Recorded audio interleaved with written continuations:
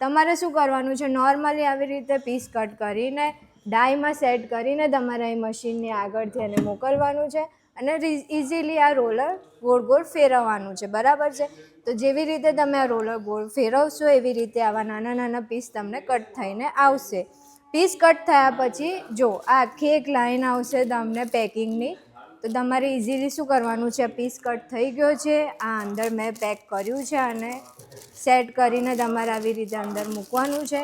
આવી એક sealing machine આવશે જોડે, મેં અંદર પીસ મૂકી દીધું છે અને આવી રીતે તમારે ઇઝીલી એને સીલ કરવાનું છે.